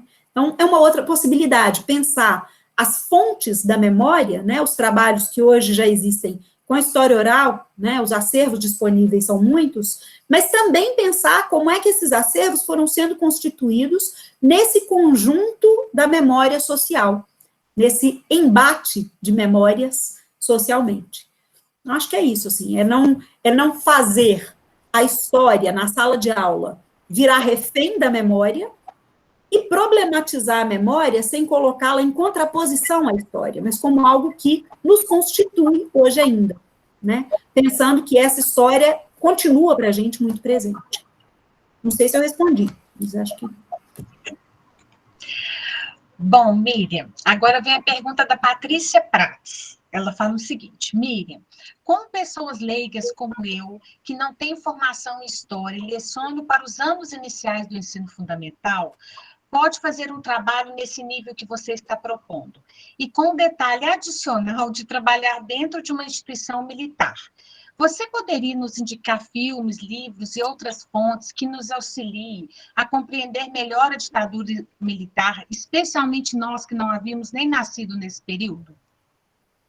Patrícia, obrigada pela questão, que é muito importante. Então, a gente tem aí alguns elementos que a gente precisa destrinchar. O primeiro deles é uma dificuldade que existe sempre, e eu acho vocês, professoras e professores do Fundamental 1, guerreiros, né, porque tem que trabalhar com todas as disciplinas e com todas as temáticas, sem a formação específica, e isso é um desafio enorme mesmo, e no caso da ditadura militar, ainda é um outro desafio, porque é um tema sensível e delicado para alunos dessa faixa etária, né? Então, acho que é importante pensar que para essa faixa etária, existe uma abordagem, existe uma possibilidade de abordagem que é muito importante e que, na verdade, eu acho que precisa ser pensada para as outras faixas etárias também, porque, muitas vezes, o tema é tratado no ensino de história apenas... É duro o que eu vou dizer aqui, mas é fato. Ele é tratado apenas pela ode, não é ode, pelo fetiche da tortura, da morte, do desaparecimento, da violência, né? E a ditadura não se resume a isso, de jeito nenhum. Aliás, é algo que o Daniel traz muito fortemente nesse livro. A ditadura, ela é de uma complexidade enorme. Então, uma coisa importante que se pode pensar, e aí sim eu acho que é uma abordagem interessante para os anos iniciais, é o que é a ditadura e o que é a democracia. E o que foi essa ditadura no Brasil, que nem foi a única que a gente teve, né? Mas o que foi essa ditadura no Brasil, por exemplo, em termos de que tipos de direitos deixaram de existir? E, ao mesmo tempo, que tipos de construções essa ditadura teve e que permanecem até hoje? Vou trazer aqui um exemplo, claro que é para nós esse, né? Não é para o Fundamental 1, já eu chego no Fundamental 1, tá? Mas isso que a gente hoje considera uma grande conquista, que é a pesquisa em nível de pós-graduação, foi construído durante a ditadura militar brasileira, né?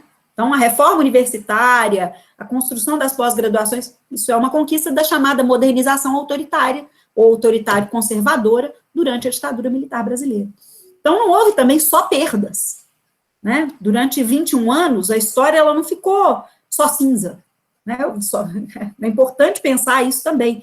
Há projetos nesse Estado autoritário que estão aí presentes até hoje, né?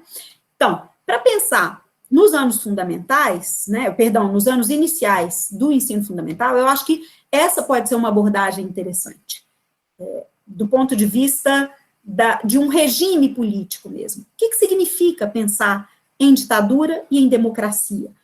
Não apenas na violência, mas nessa noção ampla do que vem a ser os direitos sociais.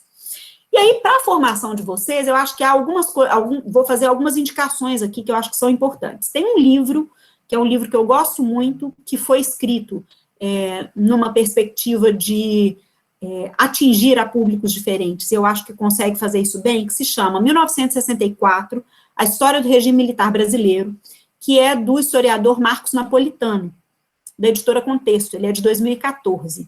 Então, esse é um livro que eu acho que é uma leitura importante para essa formação, porque ele não trabalha apenas factualmente com a ditadura militar, ele apresenta essa relação entre memória e historiografia, mas ele apresenta também fatos tematizados, tá? Além disso, existe hoje um conjunto de documentários muito bem produzidos, eu acho, sobre a ditadura militar brasileira, e que podem ser acessados. Aí eu vou fazer uma outra recomendação de leitura para vocês, que é um livro, inclusive, que está disponível online hoje, que foi uma produção de 3 estudantes da pós-graduação de História lá da UFMG, que se chama Ditadura na Tela. Ele tem artigos sobre documentários cuja temática é a ditadura militar brasileira, e que cada capítulo do livro refere-se a um documentário. É muito interessante esse livro, porque além de apresentar para vocês os documentários, vai problematizar os documentários como narrativas históricas. Então, por exemplo, um dos documentários que é apresentado lá é o Ninguém Sabe o Duro que Eu Dei, eu acho que é assim que chama, que é um documentário sobre o Wilson Simonal. Então, o Wilson Simonal, que foi um cantor fenomenal, né, um intérprete fenomenal, e que, em função de questões políticas, caiu no ostracismo durante, né, na segunda metade da década de 70, né, talvez no início da década de 70 já, e que caiu no ostracismo no meio artístico, mas também no meio cultural brasileiro de maneira mais ampla. Então, foi um fenômeno no final dos anos 60 e início dos anos 70, e depois, em função de questões políticas, ele inclusive foi considerado um apoiador da tortura no Brasil, não sem razão, isso nunca foi provado, mas há um debate nesse sentido, ele caiu no ostracismo. E aí esse documentário foi produzido, se não me engano, em 2012, pelos filhos dele. E aí o que o Bruno vai discutir nesse texto, que está lá no Ditadura na Tela, é tanto a história do Simonal e como é que essa história dele na cultura se relaciona com os embates políticos do Brasil, quanto como é que essa história vai ser repensada no século XXI pelo documentário. Então, assim, é um livro que eu acho que é bem interessante para essa formação. Eu vou colocar aqui para vocês o link, porque ele está disponível hoje online, e tem aqui, para quem quiser o livro físico também, vocês conseguem aqui. Coloquei aí, tá? E tem uma literatura hoje muito grande mesmo, assim, que eu acho que vale a pena explorar, inclusive de textos específicos, assim, uma revista que eu recomendo que vocês olhem sempre para pensar nessa formação em história, não apenas para a ditadura, mas nessa formação na área de história, para quem não é especialista, é essa revista chamada História Hoje. Ela é uma revista que está online, ela é completamente online, e ela é da ANPU, Associação Nacional de História, voltada para a formação de professores. Então, ela tem dossiê sobre ditadura, mas ela tem vários dossiês que dialogam com a temática da ditadura, como esse de História Pública, por exemplo, que pode ajudar a construir um repertório para discutir isso com os alunos, né? E, obviamente, acho que é importante pensar também nos paradidáticos, né? Então, assim, eu estava tentando me lembrar o nome da editora, e não estou lembrando agora, tem um paradidático, que ele é para alunos maiores, mas que ele pode servir para vocês pensarem em material para os pequenos, que o que é democracia. Ele não chama assim, que é democracia. Eu daqui a pouquinho vou procurar o nome dele e ponho aqui na tela também, que eu acho que vale a pena pensar nos paradidáticos. Além disso, eu acho que para essa idade também, chama Revista História Hoje.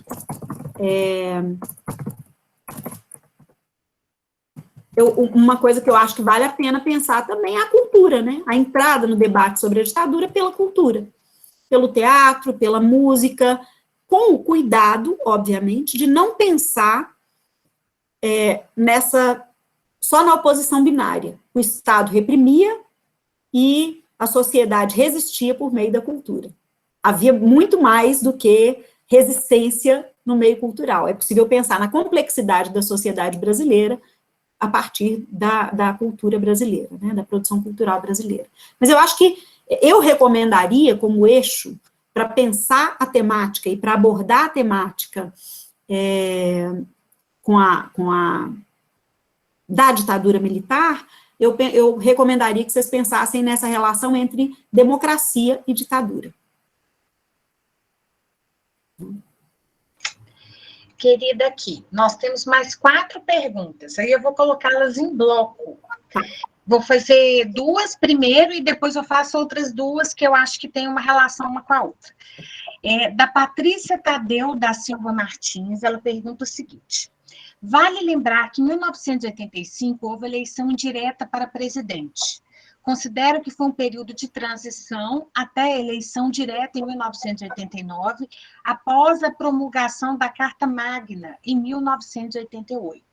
Gostaria, Miriam, por favor, da sua opinião. E a Edilene Santos Souza, que coloca: como explicar que se vivia uma censura 45 anos atrás e hoje nem se fala nela? Como falar para os alunos essa questão tão delicada?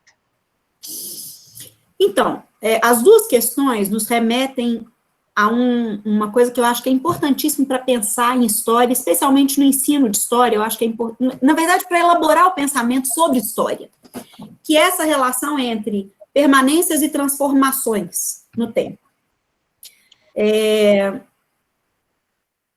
A primeira questão problematiza a ideia de ditadura, por exemplo, a partir das eleições diretas e indiretas, né? Então, assim, como é que a gente pode pensar que a ditadura terminou em 85, se a eleição é indireta, e como é que a gente pode colocar o fim só com a Carta Magna, se a eleição direta veio em 89? Se eu bem entendi, algo assim, né? O que eu posso perguntar a eleição é a única forma da gente pensar nos direitos políticos brasileiros? Aliás, essa é uma grande contradição da ditadura brasileira, porque, vejam, a coisa que os nossos irmãos latino-americanos, por exemplo, não entendem. As ditaduras latino-americanas, de maneira geral, existiram a partir da suspensão das eleições. A gente continuou tendo eleição direta para o legislativo. Para o executivo, não, mas para o legislativo, sim.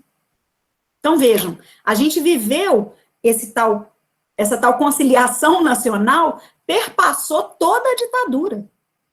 Né? Isso de ter partido político, era bipartidarismo, mas havia 2 partidos políticos. Então, havia a possibilidade ainda de algum tipo de debate no legislativo brasileiro. Isso, inclusive, faz muita gente dizer que não era ditadura, né? Vejam, então, a gente tem uma contradição de base colocada nessa ideia da conciliação, que o professor Rodrigo Pato Samota vai identificar, que ele vai chamar de uma cultura política brasileira muito assentada numa ideia de acomodações, nem só resistência, nem só repressão, mas muitas negociações no meio do caminho, acomodando os processos para produzir as conciliações. Tá? Então, assim, é uma outra leitura possível. E as eleições entram aí nessa chave, podem ser lidas dessa maneira, né? As eleições indiretas, em 1985, foram uma forma de conciliação, né? Então, uma forma de conciliação tanto com as Forças Armadas, quanto com as esquerdas. Então, você tem aí, né, a acomodação possível. E aí, quando a outra questão, a Patrícia fez a primeira, e a segunda quem fez, Aline? Está com o microfone desligado. Desculpa, foi a Edilene. E aí, quando a Edilene traz a questão, aliás, obrigada as duas pelas questões. Quando a Edilene traz uma questão sobre a censura, acho que é um tema fundamental para que a gente pense nessa ideia das permanências e transformações do Brasil. A censura que a gente discute hoje, como se fosse, em termos de memória social, ela parece uma invenção da ditadura militar. Não. A censura é um fenômeno de longuíssima duração na história do Brasil. Na verdade, a censura começa no Brasil colônia. Então, assim, a gente tem processos de censura, e, aliás, os historiadores da colônia trabalham muitas vezes com processos de censura. Então, é um fenômeno de longuíssima duração. Essa censura da ditadura militar, pasmem, teve início em 1946, após a ditadura do Estado Novo, num período democrático. Então, a lei original da censura da ditadura militar data de 1946. É claro que, com a ditadura militar, ela vai sendo institucionalizada, instrumentalizada, politizada, ela vai se transformando. Então, há uma permanência, ou há permanências, mas há muitas transformações também. É importante pensar nisso, assim. A censura acabou no Brasil? Então, para pensar na pergunta que a Edilene fez, como é que a gente pode hoje lidar com os alunos para trabalhar com censura, que existia há 45 anos atrás, se eles hoje acham que isso nunca existiu? Vou trazer uma questão. Em 2017, o Banco Santander fechou uma exposição em Porto Alegre por demanda da sociedade civil, porque a temática era considerada uma temática ofensiva à moral e aos bons costumes. Era uma exposição sobre temática queer. Isso não é censura? A gente tem aí um traço de permanência muito forte, um traço autoritário na sociedade brasileira. O que mudou? Não é uma censura colocada no Estado. Não é uma censura legalizada, institucionalizada, estatal. Ela foi estatal até 1988. Agora, outros elementos a gente pode pensar, mais recentemente, de censura que vai construindo raízes mesmo no Estado brasileiro. Ou vai retomando as suas raízes históricas de longa duração mesmo no Estado brasileiro. Então, uma coisa que se pode fazer é problematizar o que é a censura. A censura, conceitualmente, é o impedimento da liberdade de expressão. É o veto à liberdade de expressão. Aí a gente pode pensar nos diferentes formatos que a censura tem e teve, e como é que, historicamente, esses formatos foram sendo construídos. Então, pensar historicamente é um tanto isso, pensar em termos de permanências e de transformações, né? E aí, para cada período, entender ali a dinâmica que foi sendo construída. Acho que foi, né, Aline? Agora, então, as duas últimas. Uma pergunta minha, Miriam, que você chegou a tocar um pouco nela, né, mas que é a seguinte. O autor aponta como no Brasil foi difícil a reconstrução da memória da ditadura militar, mesmo no próprio governo da esquerda. As forças armadas saem sem serem tocadas ou pouco tocadas, e a retórica do vamos esquecer, inclusive criminalizando a resistência, também acontece. Como você vê isso no Brasil de Bolsonaro? Qual o legado disso, desse apagamento dessa memória e dessa história? E qual é o legado disso para o tempo presente e para a nossa cidadania? Essa é a minha pergunta. E a última pergunta da Tatiana é a seguinte. Essa retomada sinistra ao conservadorismo tem como função primeira entregar nas mãos da entidade mercado a força de reproduzir e determinar as dinâmicas sociopolíticas e econômicas. Tudo que é relevante para a sociedade civil e para o meio ambiente são colocados em último plano. O governo do PT mexeu nesse vespeiro, e o projeto do atual desgoverno é nos entregar nas mãos do neoliberalismo. Gostaria que falasse um pouco sobre isso, por gentileza. Obrigada. Aqui, seu áudio. Esqueci. Então, obrigada a vocês duas pelas questões. Esse é um traço, qual seja, o não enfrentamento desse nosso passado ditatorial e desse nosso traço de autoritarismo historicamente constituído, esse não enfrentamento é um traço muito importante da nossa história e que tem efeitos que eu diria que são nefastos na história do tempo presente. Essa ideia, ou essa possibilidade de acomodações ad eternum, ad infinitum, na história brasileira, faz com que a gente não nomeie as coisas. Existe um artigo do Matheus Pereira, que é professor da UFOP, que está na revista Vária História, que foi publicado em 2015, pouco tempo depois de ter saído o relatório da Comissão Nacional da Verdade, que se chama Nova Direita, com interrogação, e aí eu não vou me lembrar, mas tem um subtítulo que remete a essa ideia da guerra de memórias em períodos de Comissão Nacional da Verdade. O Matheus, ele discute uma coisa muito interessante nesse artigo, que é o seguinte, ele diz, olha, a ditadura militar brasileira não era um evento inscrito na memória social brasileira. Ele, inclusive, cita estudos nesse sentido, de que vários, inclusive um estudo de pesquisa de opinião, né, que foi tentar entender como é que as pessoas viam a ditadura militar brasileira e viram que muitas sequer reconheciam, um grande percentual dos pesquisados sequer reconhecia que era, ou a existência dessa ideia de uma ditadura tão recente no Brasil. Então ele diz, olha, a ditadura militar não é um evento inscrito na memória social, como é, por exemplo, a independência do Brasil.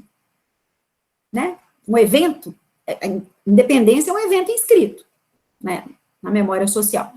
Aí ele diz o seguinte, o que acontece é o seguinte, muito curiosamente, em função das políticas públicas de memória contemporâneas que começaram a quebrar esse pacto conciliatório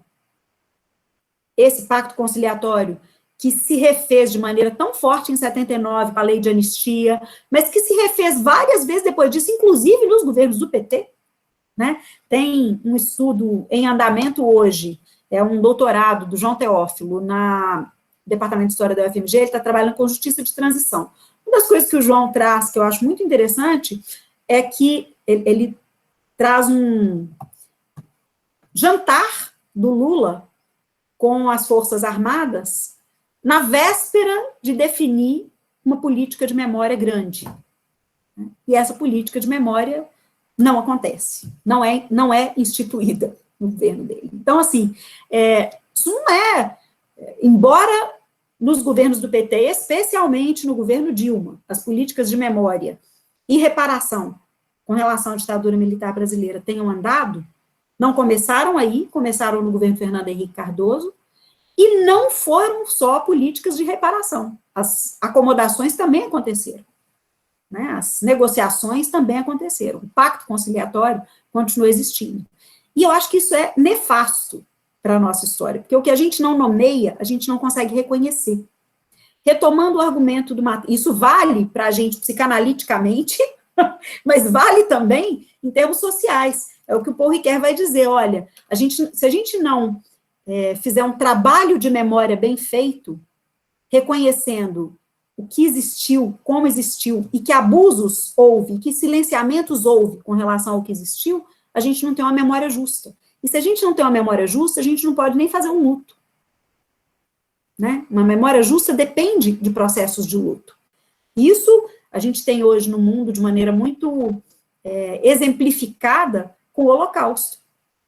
Né? Então, assim, os trabalhos de memória feitos a partir do Holocausto, da Shoah, são fundamentais. A gente começou a fazer isso no Brasil, começou a engatinhar. E aí eu retomo o argumento do Matheus, que eu acho que é muito interessante, porque ele vai dizer o seguinte, curiosamente, ele faz uma análise do crescimento da nova direita no mundo digital, e de como é que essa nova direita vai agindo no mundo digital, e mostra que há uma mudança nas formas de ação, mas há uma grande permanência nas concepções dessa direita. Por isso, o artigo tem como título a interrogação, nova direita? Né? É nova mesmo? As formas de ação podem ser um tanto diferentes, mas tem um tanto de semelhante também. Isso que a gente chama de negacionismo hoje, o negacionismo está lá desde o início da ditadura. O governo brasileiro inventou, aliás, a América Latina, né, as ditaduras da América Latina inventaram o desaparecimento político, gente, que é prender uma pessoa, matar e desaparecer com o corpo. Isso é a infração de um dos principais direitos, que é a família poder chorar o seu morto, né? É negar a ação, uma ação tão radical quanto a de prender alguém, torturar e matar. Então, o negacionismo, ele não existe só hoje. Ele existe como base do autoritarismo brasileiro, do autoritarismo nas Forças Armadas e da ditadura militar brasileira. Aí o Matheus vai dizer que é uma coisa muito interessante, é o seguinte, fazendo essa análise do relatório da Comissão da Verdade, de como as Forças Armadas responderam ao relatório da Comissão da Verdade e tudo mais, ele diz, curiosamente, em função desse debate pós-2014, a memória social brasileira começa a ter a ditadura militar inscrita nela. Então, o trauma, a guerra de narrativas, começa a construir essa ideia de que a ditadura militar é um negócio que existiu na história do Brasil, ainda que pelo negacionismo, percebem a contradição?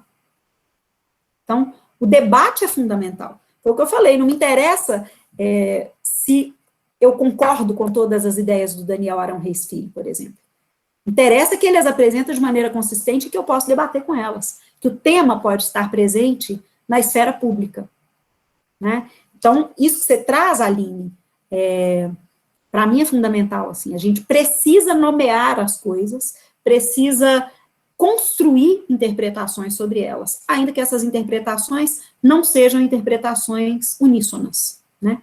Agora, eu perdi um pouco a pergunta da Tatiana, o finalzinho, né, porque ela fez um preâmbulo tratando... Aí ela colocou o seguinte, que ela falou da questão, inclusive, porque tem até uma pergunta que foi feita aqui, mas a gente diz que o tempo está um pouco exíguo, que é uma pergunta da Isabela, que ela está falando sobre a questão, de repente tem até como fazer essa ligação, que ele atende a Isabela, que ela vai dizer sobre a questão da ditadura, sobre a herança do desmatamento, sobre a ideia de integrar para não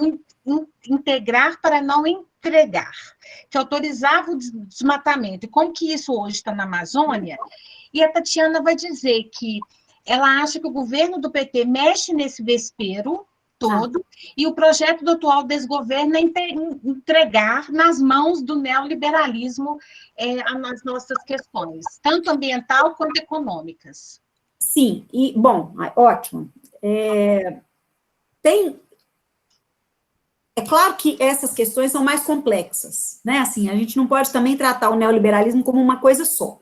Mas, efetivamente, ele é, para a gente hoje, uma questão fulcral, né? Assim, e esse conservadorismo que a gente vem vendo crescer não é um conservadorismo apenas moral, como pretende-se numa cortina de fumaça. Eu concordo plenamente com o que a Tatiana diz. Não existe...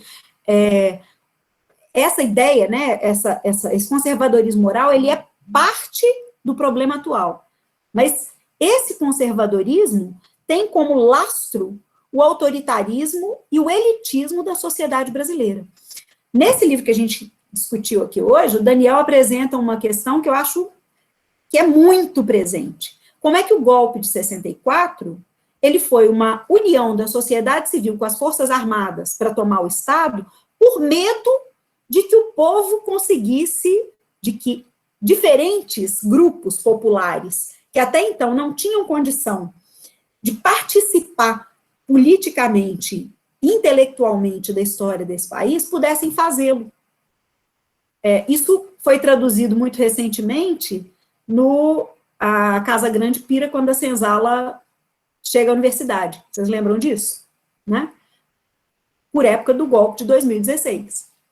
Então, a gente tem um movimento muito semelhante em 2016 a este de 1964. Por um lado, a defesa do Brasil contra a corrupção.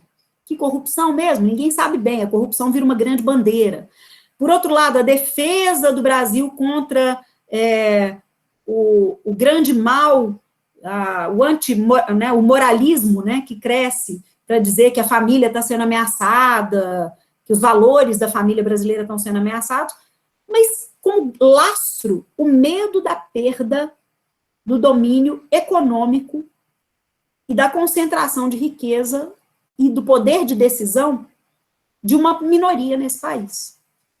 Então, isso que a gente está vendo, efetivamente, né, a cortina de fumaça para uma série de coisas que permite as invasões de terra na Amazônia, as queimadas na Amazônia, que permite a chacina de indígenas, né, essas coisas que começam a ser analisadas para a ditadura militar e que hoje a gente está vendo, porque de maneira mais imediata a gente consegue ter notícias, né? O modus operandi é o mesmo, né? O modus operandi é o mesmo, embora as circunstâncias sejam um tanto diferentes. Então, novamente, eu diria que há uma grande permanência para a gente pensar nela aí, que é essa permanência do elitismo, do autoritarismo e da tentativa de manter essa desigualdade social brasileira com cada um no seu lugar, né? Obviamente, nesse momento, alimentada pelas possibilidades que o neoliberalismo global nos traz.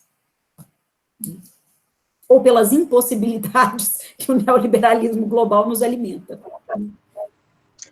Miriam, se a gente pudesse, a gente ficava a noite inteira, porque assim, a sua fala... Olha, eu só tenho a te agradecer muito. Imagina, eu que agradeço muito. Todo mundo, assim, no chat, está todo mundo agradecendo, a sua fala é muito boa, suas reflexões são muito interessantes, foi uma noite maravilhosa, viu, meninas? Como é que ela é boa mesmo? Eu falava assim, ela vai ser maravilhosa, e assim, valeu a pena esperar, a gente esperaria mais quantas vezes para poder discutir esse tema tão importante. Muito obrigada. Obrigada pelo carinho, inclusive. Eu tenho muito carinho pelo Eng. Inclusive, a minha formação como professora de ensino superior se deu muito na UENG. Ah, que legal, que legal. Inclusive, a Miriam, ela foi no nosso festival, deu maior força. Inesquecível. Obrigada, viu? Que bom. Que bom. Que tem um diálogo de lá para cá, de cá para lá. Bom, essas trocas são ótimas, né? Não é? E a gente está sempre aprendendo, bom é isso, né? Então, agradecer, né, imensamente a presença da professora Miriam, né? Foi muito, nossa, foi bacana demais a explanação e as discussões todas. Agradecer a participação de todo mundo, né? Hoje, num dia meio feriado para professora, aluna, pedagogia, meio parada, a gente teve quase 60 pessoas, né, na live durante a nossa discussão. Foi muito interessante. E eu queria avisar a todo mundo que foi gravado, né, hoje, nós vamos disponibilizar a gravação no nosso canal no YouTube, os outros clubes todos estão lá, né, todas as discussões, então quem tiver interesse, entra lá, conheça o nosso trabalho lá e o trabalho dos professores que nos acompanharam nesses meses todos, né? E lembrando que os certificados vão ficar prontos até dia 10 de novembro, que nós estamos entrando em recesso, né? E aí, quem quiser, se inscreva no nosso canal, né? Divulgue e assistam os vídeos, tem muitas coisas boas lá. Né? E a da Miriam já entra lá essa semana também, para a gente. Então, muito obrigada a todo mundo, tem tempo na gravação, se alguém quiser... Não, encerra não, peraí. Ainda tem segura. Eu tenho que falar. Peraí. Falar um pouquinho.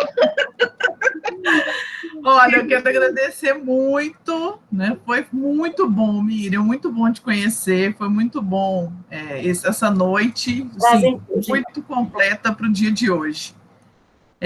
A gente vai encontrar ao vivo ainda, tenho certeza disso, né? Precisamos tomar um café, bater um papo. A gente vai poder voltar a sair de casa. Isso, mas ainda não, gente, segura aí. Tomar um café, gente, olha que coisa revolucionária. Não é? Gente, então, eu acho que a Patrícia já estava em outro, porque ela já está mostrando o livro. Patrícia, segura! Espera aí que vem já. Eu só quero reforçar, o próximo livro é o Feminismo em Comum, para todas, todes e todos, da Márcia Tiburi, a gente escreveu ali no chat. A expositora é a Salete Maria da Silva, do Programa de Pós-Graduação em Estudos Interdisciplinares sobre Mulheres, Gênero e Feminismo da Universidade Federal da Bahia. Vai ser dia 19 de novembro, às 19 horas. A gente vai enviar, então, a divulgação, tá, para vocês fazerem inscrição para o próximo, quem quiser. Esse livro está disponível na internet para compra. A gente vai fazer...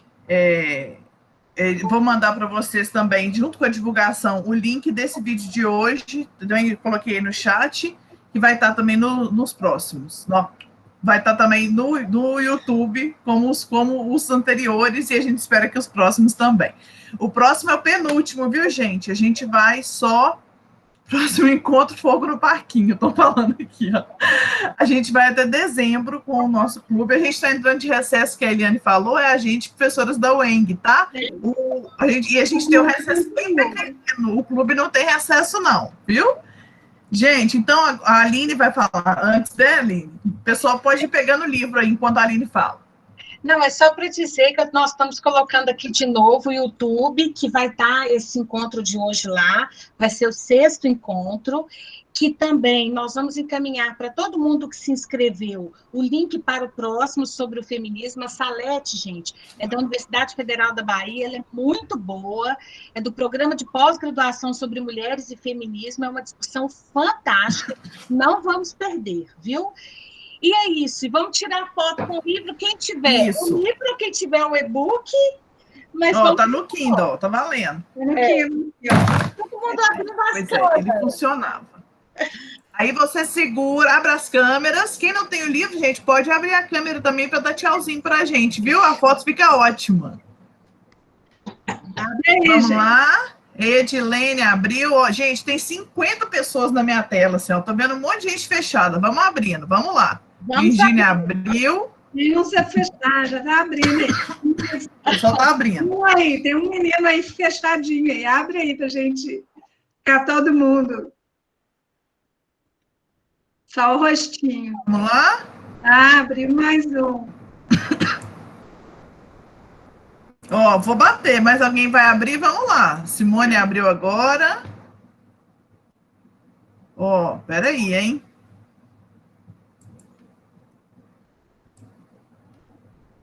Aí, segura que eu vou fazer mais uma. Peraí. Gente, a Amanda é fotógrafa, viu? Mas eu sou printadeira nesse momento, tá? Porque eu tô fazendo print da tela. Então, nesse momento, eu sou só printadeira. Vamos lá, mais gente abriu, ó. Vou fazer outra, hein? Peraí, deixa eu sair aqui.